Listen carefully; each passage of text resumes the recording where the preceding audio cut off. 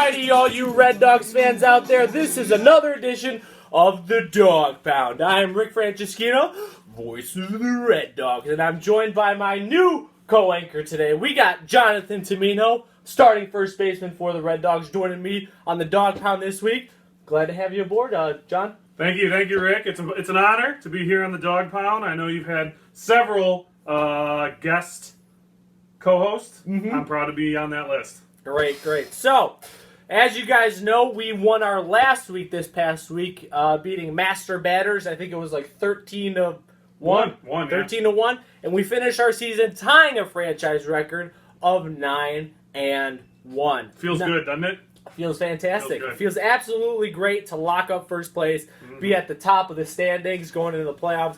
Feels absolutely wonderful. So, for this episode of the Dog Pound, we are going to recap the 2015 season as well as preview the 2015 playoffs. Now, starting off the year, we were hot coming in the 2015 season. I know we had a rain out that first week. We had a doubleheader. We ended up winning that doubleheader, and we go 3-0 starting the year. Mm-hmm.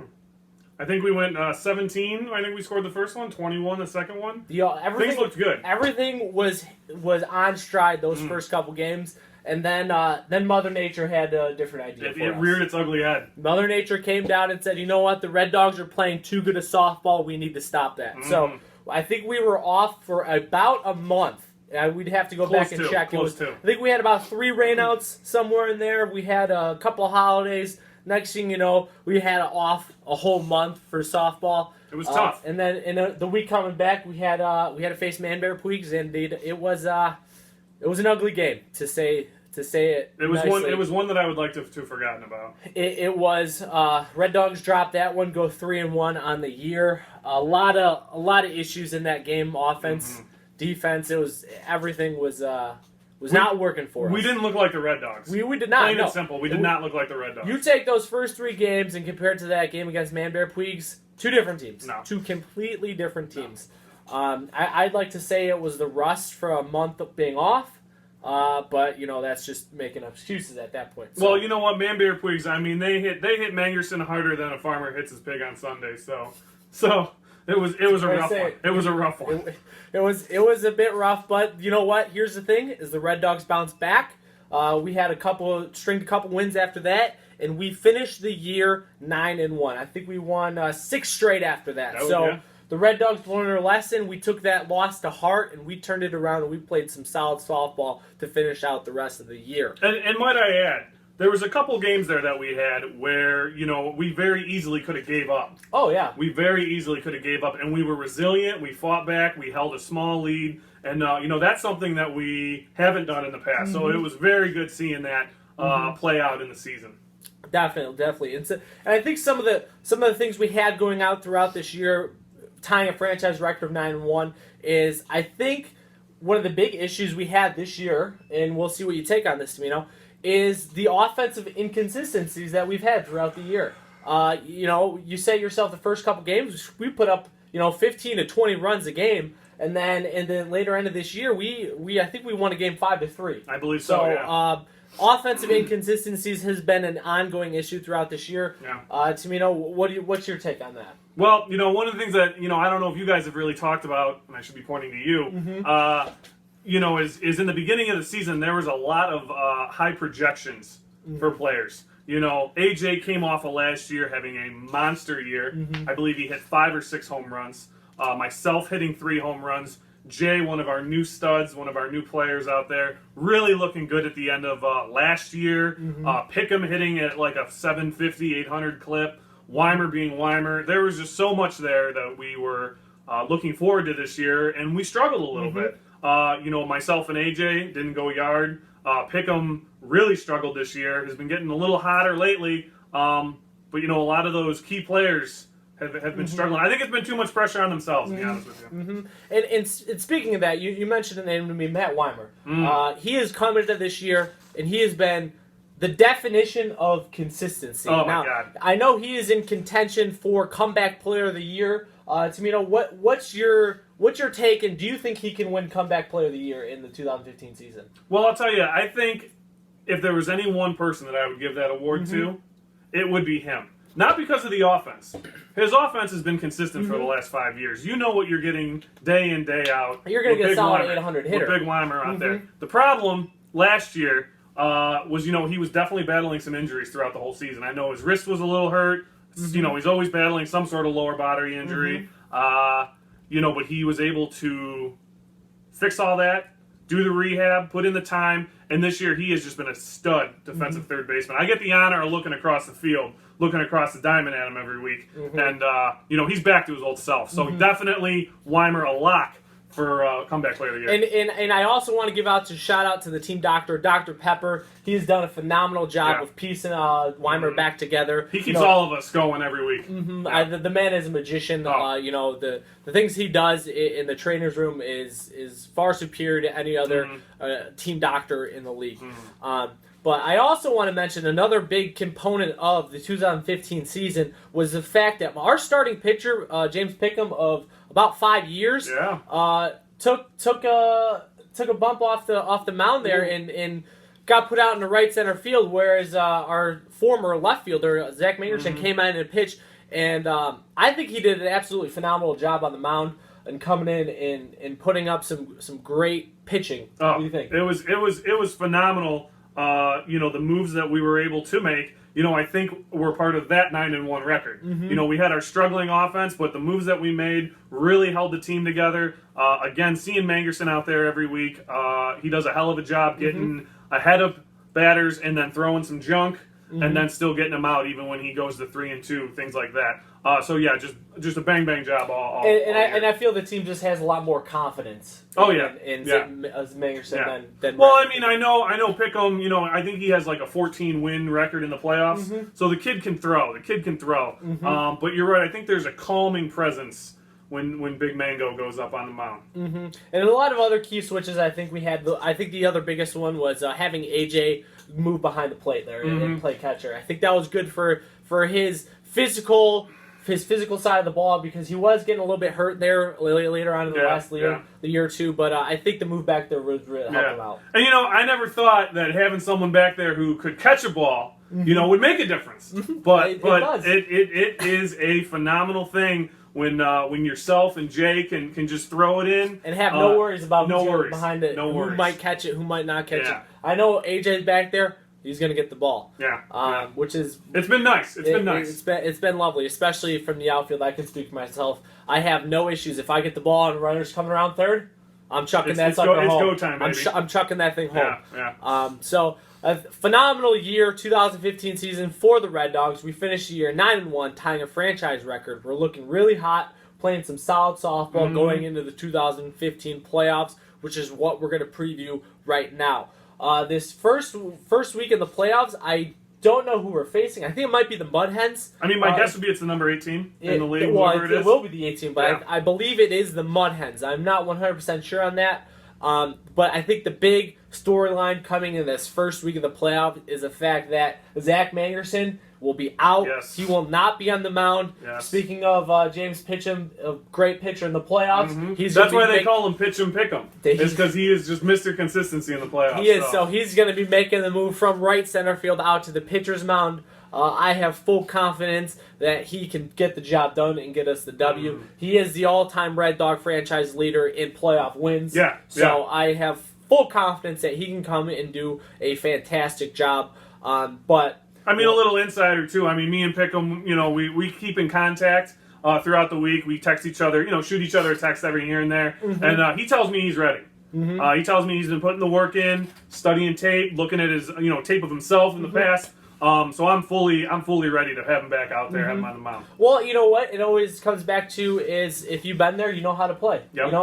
We've been to the playoffs before. We know how to play. We are a very veteran team when it comes to the playoffs. We know what we have to do to win. And Pickham seems like he's putting in the work to make his return to the mound. The other big concern I have for this Red Dogs in the first week of the playoffs as well as the rest of the playoffs here is the fact of the issues we've had in the regular season here is the inconsistencies both offensively and defensively. It's been one of our Achilles' heels, is that inconsistency. You know, we go out, we score 20 runs, we think we're our kings of the world, and the next week we throw 3 up. So that is a concern. I agree with you.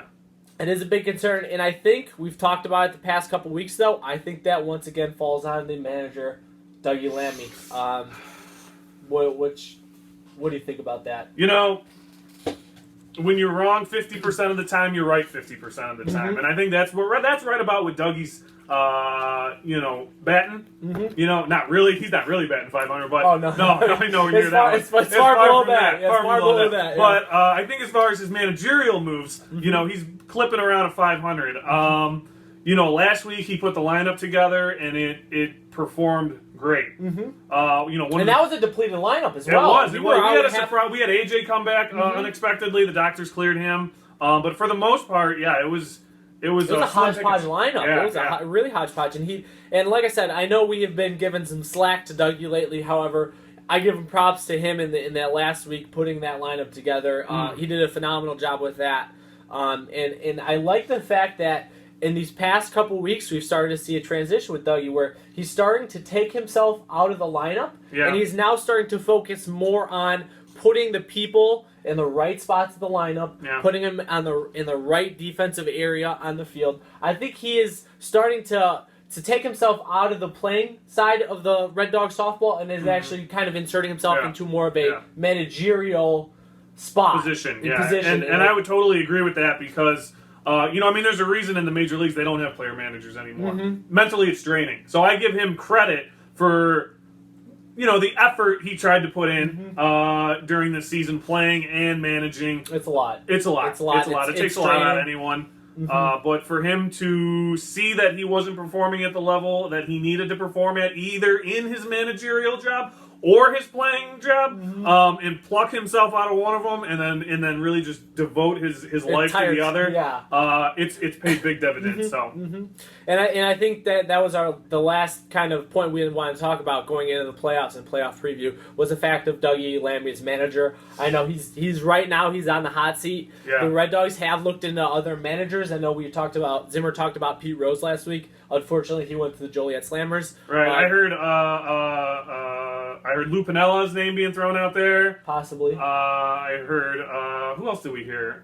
Did we hear about Tony La Russa? Tony La Russa might be coming into town this week to interview. So there's a lot going on that we don't know about. But and it's going to go back on Dougie here is if he can withstand the pressure of being the manager of the Red Dogs, and he did guarantee us a big win. The big W. The championship. So if he doesn't get that to the Red Dog Nation, like I said, we don't know what's going to happen with him. But to his credit, he has tuned it up to quite a bit. His managerial skills this past couple weeks. So. I think he's playing more he's managing more with his heart, making gut decisions, and I think right now it's paying off for him.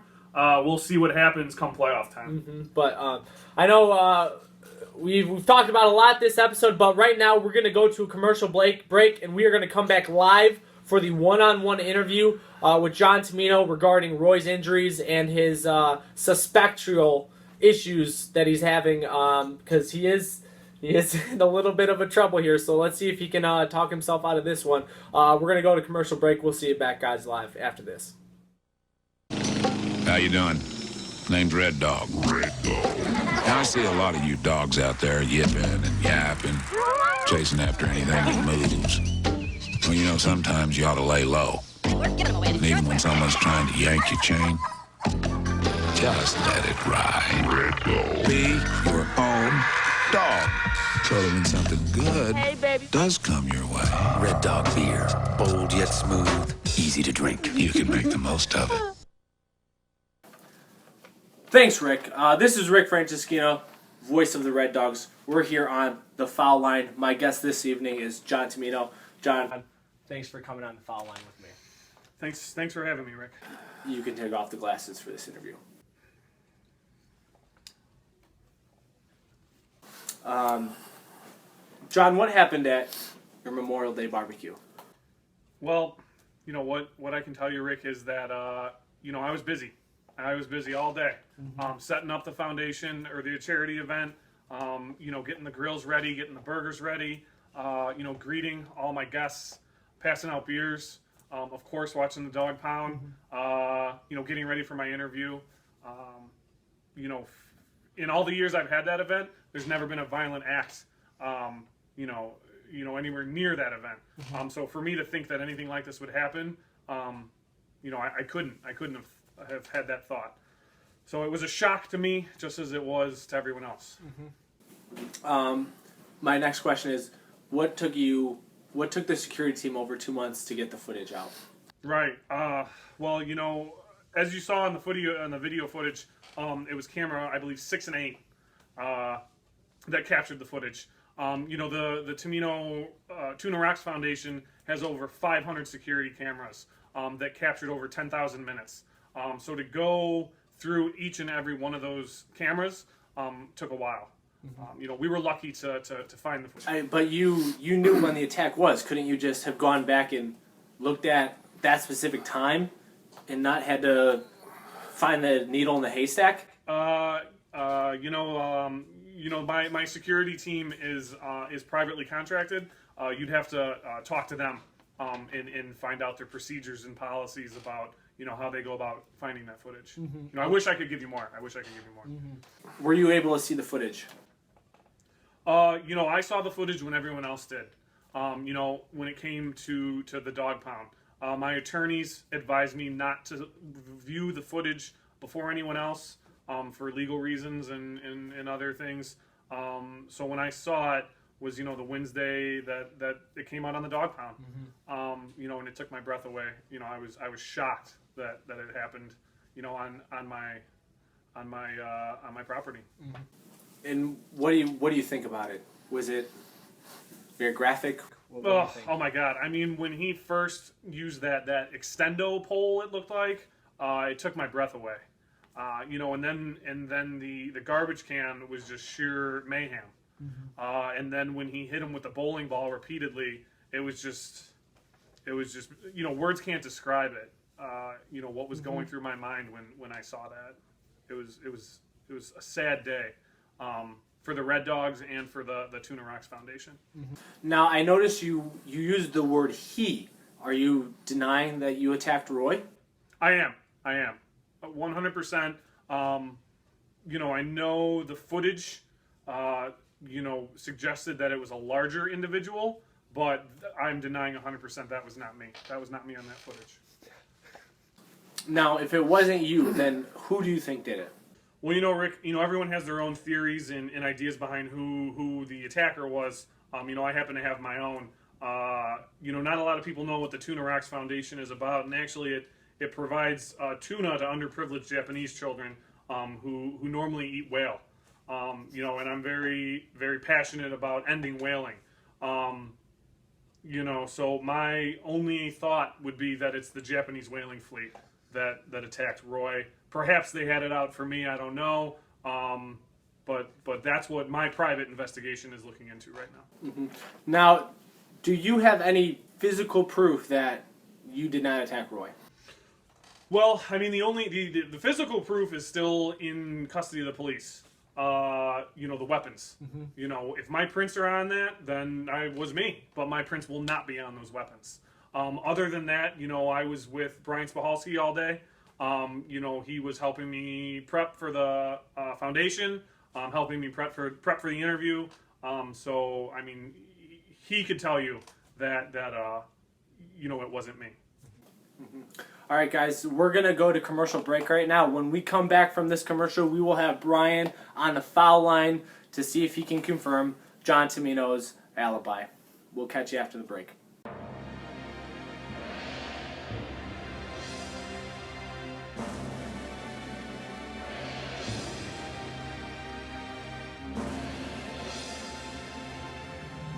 Is Red Dog better tasting premium beer? Well, yeah. It's brewed without any fancy gimmicks by Plank Road to be gold, bold, and uncommonly smooth. But hey, it's your call. Welcome back, Red Dogs Nation. Well, I'm here with John Tumino on the foul line trying to prove his innocence that he did not attack Roy. We have Brian on the phone right now. Brian, you're live on the foul line. Hey, Rick, they ran me on the foul line. No, I was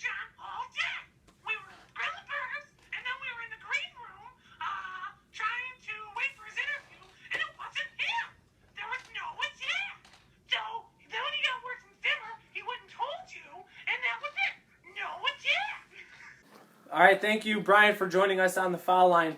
John Tumino, you're saying it wasn't you. I will say it till the day I die. You know, that foundation that charity event was meant to be a fun time, an innocent fun, and there was no intention on my behalf to harm anyone, especially any Red Dog. I couldn't imagine any of my fellow Red Dogs doing any act like that, and I hope they believe in me that I would not do an act like that to them. Mm-hmm. Well, thank you for joining me on the foul line, John Tumino. Thank you, Rick. It's a pleasure having you. Ladies and gentlemen, stick live to the Red Dogs Network. John Tumino's prints are getting run by the police as we speak, so we should know in the next couple days if John Tumino was the attacker on Roy or not. Thank you for joining us on the foul line. We'll see you next time.